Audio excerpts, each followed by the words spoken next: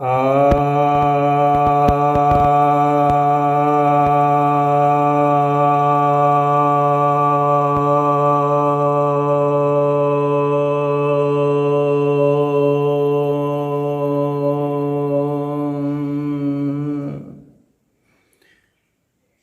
सभी भक्तजनों को सब प्रेम नमन।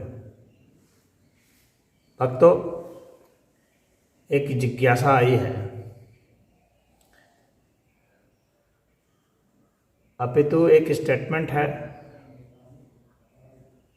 एक वक्तव्य है।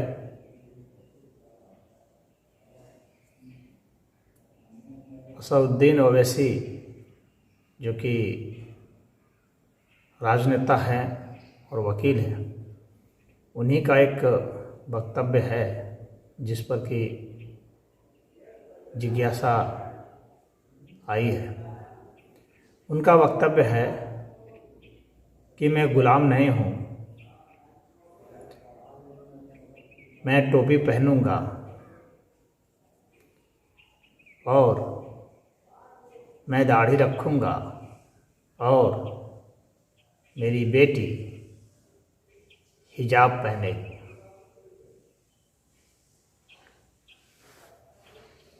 वैसे तो यह सभी व्यक्ति की स्वतंत्रता होती है कि वह जैसा चाहे पहने, जैसा चाहे अपनी वेशभूषा रखे, लेकिन जब वेशभूषा का एक विशेष डिजाइन हो जाता है और अनिवार्य हो जाता है, किसी के अंतर्गत किसी के निर्देश पर होता है, तो वह गुलामी ही होती है।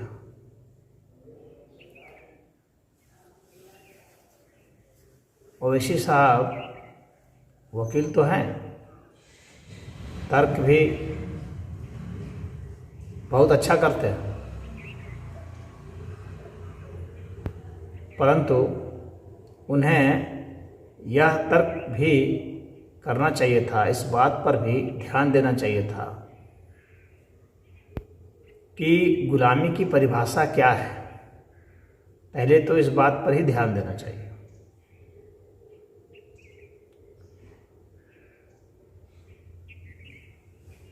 किसी के भी निर्देशानुसार जब हम जीते हैं, जब हमारे जीने के नियम कानून कोई अन्य बनाता है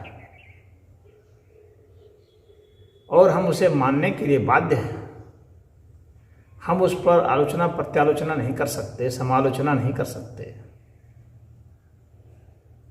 तो फिर हम गुलाम होते हैं।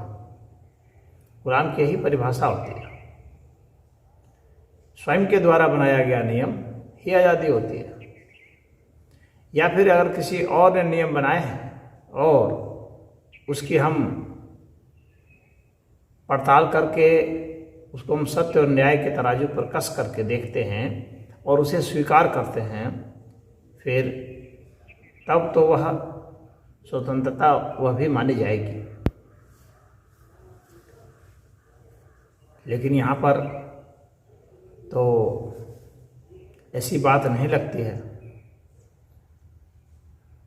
वे तो इतने तर्क वितर्क करने वाले हैं, कभी कुरान पर तर्क नहीं करते।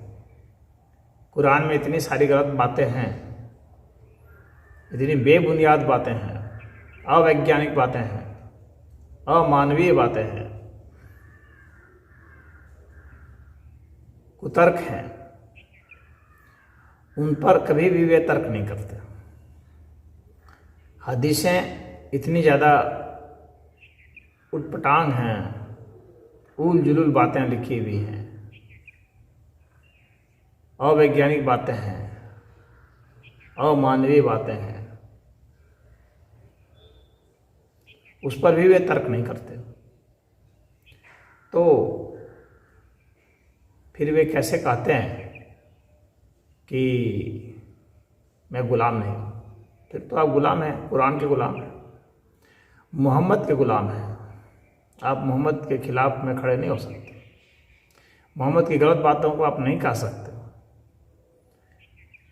आज़ादी इतनी सस्ती नहीं होती है, इतनी आसान नहीं होती है। आपकी गुलामी है, आपको पहले गुलामी की परिभाषा जान लेनी चाहिए, फिर उसे अपने पर लागू करके देखना चाहिए, अपना आकलन करना चाहिए, अपना माप करना चाहिए, अपनी माप कर लेनी चाहिए, फिर समझना चाहिए कि मैं हूँ या नहीं। इसके बाद सार्वजनिक घोषणा करनी चाहिए। तो उस घोषणा से तो यह सिद्ध हो जाएगा कि आप गुलाम हैं, आप मोहम्मद के गुलाम हैं, आप कुरान के गुलाम हैं, क्योंकि उसमें जो बातें दी गई हैं जैसी भी हैं उसे मानने के लिए आप विवश हैं, आप उसके विपरीत नहीं जा सकते। आप कह सकते हैं कि मैं इसे चाहता हूँ, चाहना एक अलग बात है और उसे सही और प्रमाणित करना एक अलग बात है।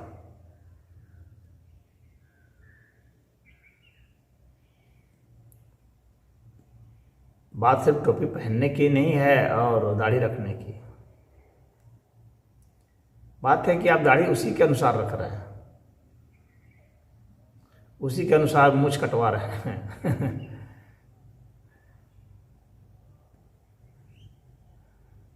बात इसकी है। और कुरान की जो आयतें हैं उसको आप अक्षरशः सही मान रहे हैं, जबकि वे सही नहीं है। इस कारण से ही आप गुलाम हैं। और रही आपकी बेटी की बात, तो आप तो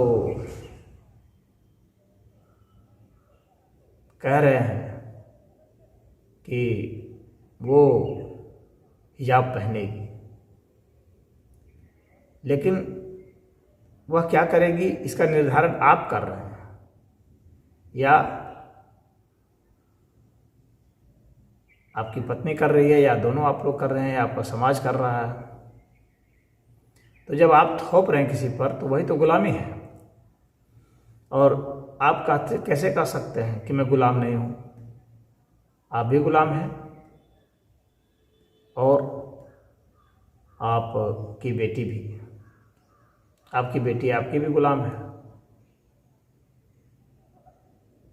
हिजाब पहनने का निर्णय उसका नहीं है, आपका है।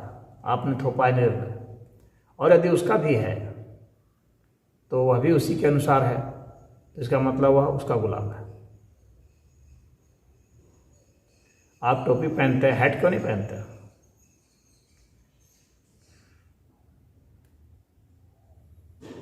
पगड़ी क्यों नहीं बांधते, या सर खुला भी क्यों नहीं रखते? टोपी पहनने की बाध्यता है, और जब बाध्यता हो जाए किसी चीज़ को पहनने की, अनिवार्यता हो जाए, तो वही तो गुलामी होती है।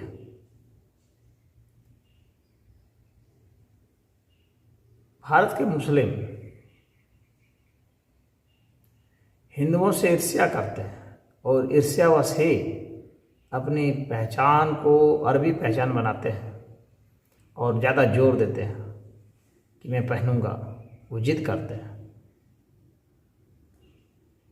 विदेशों में रह रहे मुस्लिम, जहाँ बहुत मुस्लिम हैं, वहाँ वैसी जिद नहीं होती है। वहाँ भी पहनते हैं क्योंकि वहाँ पर फोर्स करने के लिए आतंकवादी लोग हैं। पूरा मुस्लिम समाज गुलाम है कुरान और हदीस का, और इसी कारण पिछड़ा हुआ है। वे कितना भी पढ़ें लेकिन दिमाग से पिछड़े ही रहेंगे, क्योंकि उनकी तर्क बुद्धि बंद रहती है। लॉजिकल माइंड उनका बंद होता है इस मामले में। तो जाहिर सी बात है कि वे विज्ञान में आगे नहीं जा सकते। वे एक नकलची वैज्ञानिक तो बन सकते हैं, किसी अन्य की खोजी हुई चीज़ को खोज सकते हैं, चुरा सकते हैं। इसीलिए आप देखेंगे कि अधिकतर जो इस्लामिक साइंटिस्ट वे चोरी करते हैं। इक्के दुक्के जो अपवाद निकल जाएंगे तो वे इस्लामिस्ट रहते भी नहीं।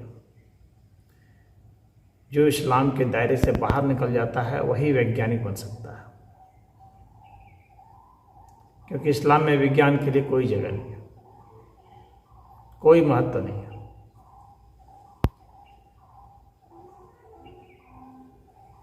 स्वतंत्रता एक बहुत बड़ी चीज़ है, इतनी आसानी से नहीं मिलती।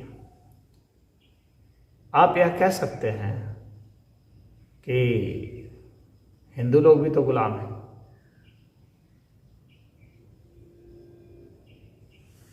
क्योंकि ये गीता मानते हैं, वेद मानते हैं। परंतु मैं यहाँ यह कहना चाहूँगा कि ये गुलाम नहीं है। हिंदुओं को पूजा करने की अनिवार्यता नहीं है कि वे पूजा करें। हिंदू धर्म में इसकी भी अनिवार्यता नहीं है कि वे किसी देवी देवता को माने। यहाँ यह भी अनिवार्यता नहीं है कि वह वेद को माने या गीता को माने।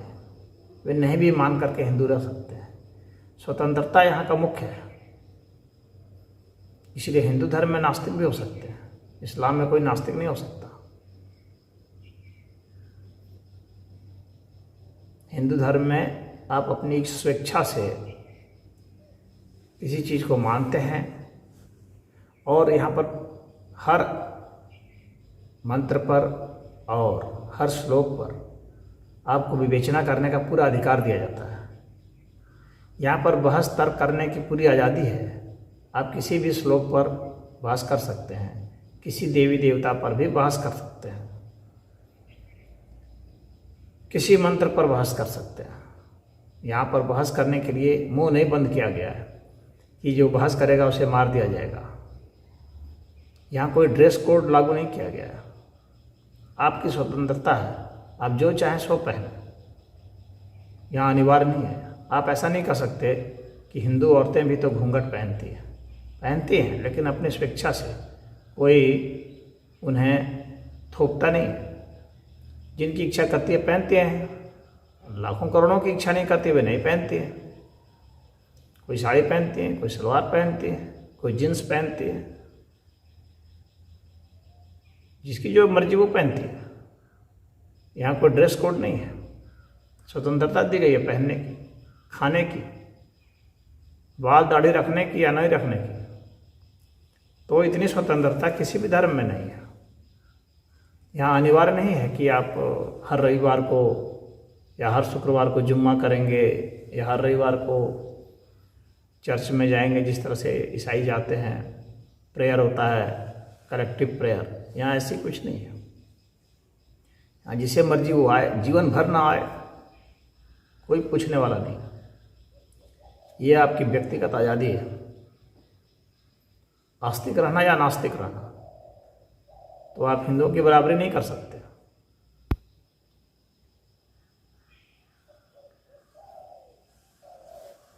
आपके यहाँ इस्लाम में यह छूट नहीं है, यह स्वतंत्रता नहीं है।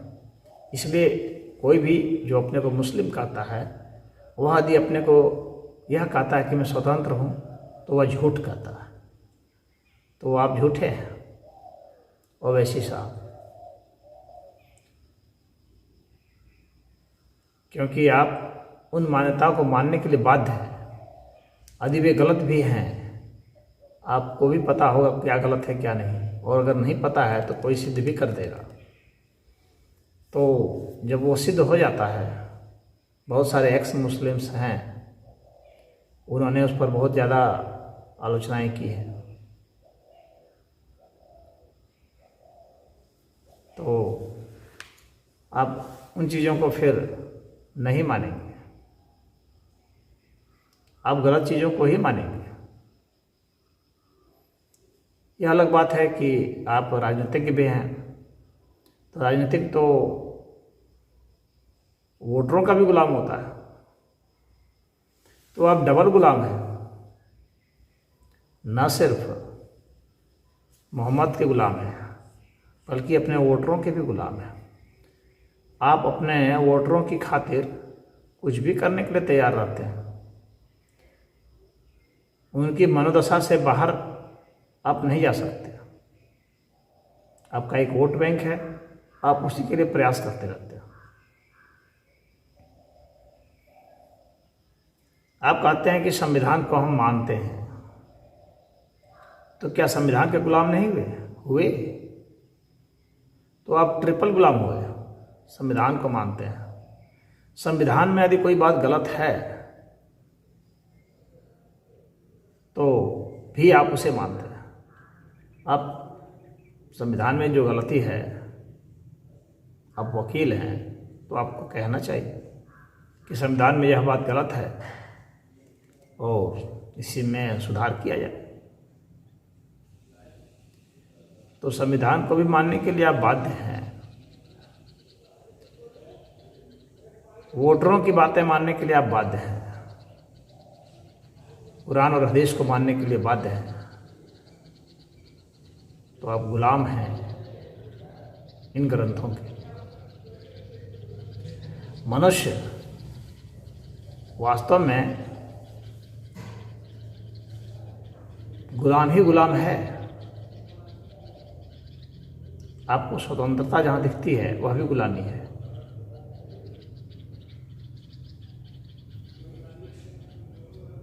बहुत ही बिरले इंसान हैं जो कुछ हद तक स्वतंत्रता दिखला पाते हैं, वह भी कुछ हद तक ही। श्वास पर श्वास हम लेते हैं तो क्या हवा के गुलाम नहीं हैं? खाना खाते हैं, 5 दिन खाना नहीं मिले तो हमारी स्वतंत्रता खत्म हो जाएगी, दौड़े दौड़े आएंगे खाने के लिए। भोजन के गुलाम हैं। तो हम कई चीज़ों के गुलाम हैं। लेकिन वैचारिक गुलामी जो है, यहाँ पर उस गुलामी की बात हो रही है। हमारे जीने के लिए वस्त्र भी चाहिए, तो क्या बिना वस्त्र के आप रह सकते हैं? पानी चाहिए, क्या आप पानी के बगैर रह सकते हैं? तो इस तरह की बहुत सारी गुलामियां हैं। लेकिन हम बौद्धिक आज़ादी की बात करते हैं, तो बौद्धिक आज़ादी के मामले में भी आप तो गुलाम सिद्ध होते हैं। जितने चीज़ों पर जो निर्भर है वे सभी उस पर गुलाम है, उसका गुलाम है, उस पर आश्रित हैं आप। तो गुलामी की परिभाषा को समझिए और उसके बाद बयान दीजिए। हालांकि जो समूह में बयान दे देते हैं, क्योंकि वोटरों के पास इतनी बुद्धि नहीं है कि वे समझ सकें आप राजनेताओं की बातों को। अन्यथा वे आपको बताते कि वे कैसे गुलाम हैं आप लोगों के। आप सब नियम कानून बनाते हैं तो वे उस नियम कानून को मानने के लिए बाध्य हैं आपके वोटर। तो नेताओं के वोटर बाध्य हैं वोट देने के लिए। वे वोटर सोचते हैं कि वे भी आज़ाद हैं, लेकिन वे भी आज़ाद नहीं है। वे बाध्य हैं, जनप्रतिनिधियों को चुनने के लिए बाध्य हैं। आप नेता लोग जो कानून बनाएंगे उसको मानने के लिए वे बाध्य हैं। वे कानून नहीं बनाते, वे प्रशासन को आदेश नहीं देते, तो ये उनकी गुलामी है।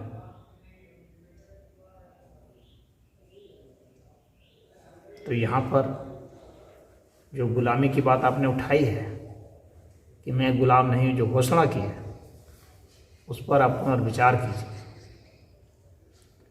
और कैसे गुलामी से मुक्त हो सकते हैं इस पर चिंतन कीजिए और फिर अमल भी कीजिए। कैसे वोटरों को आप अभी से ज़्यादा आज़ादी दे सकते हैं कानून बनाने में, उनकी सहमति ले सकते हैं। मोबाइल फ़ोन से, कंप्यूटर से, स्मार्टफोन से इस पर आप विचार कर सकते हैं।